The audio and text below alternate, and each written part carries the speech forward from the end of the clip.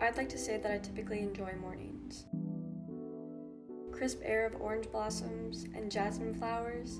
Those days I would be woken up by my father's laughs during his daily phone call to home. On his side of the line, he was waking up with a cup of coffee and his morning smoke.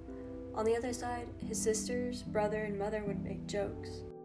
All of my father's family lived in Syria, but distance and time differences were no match for my father's love. The kinds of mornings that greet you on a hike with a cotton candy sky, or nudge you out of sleep by sneaking past the blinds. And at the least, a subtle reminder that mornings bring hope of a new day because the previous one has already ended. I learned when I was 20 that mornings can sometimes signify the end. In fact, there's a reason why the word morning sounds and looks so similar to the word of mourning. We learned how to mourn in the morning, in the flood, in the mess. We were frozen windows in the middle of July. We did not understand the impending doom. Whether we would burn up into dust or be frozen into time, it would be something that would break us. In our minds, it was us mourning versus the mourning of my brother's death. We never knew the night was coming for us. Still and quiet, she took away my brother before the morning even came. Grief knocked at the door, and that is when we began to mourn.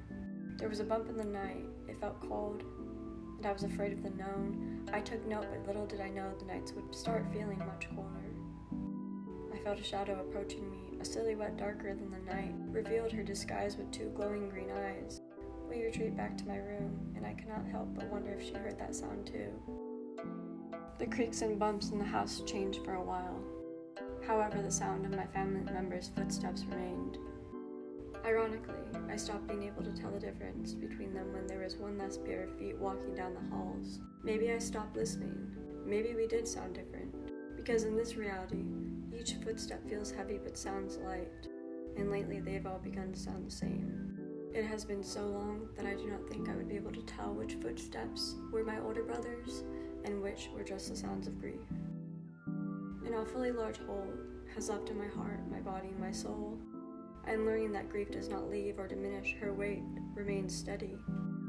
Instead, I know I must be able to grow around it. Still, I am reminded that I hold the same grief, but in order to heal, I have to learn that it is not the only thing that is made up of me. However, as each morning comes, I am reminded of a time that a before and after existed. By the sun's ray, I keep a photo of my brother, James, and I, to remind myself that those were in fact warmer days. And despite all odds, as well as time, there will be days that are warm where I am still missing him.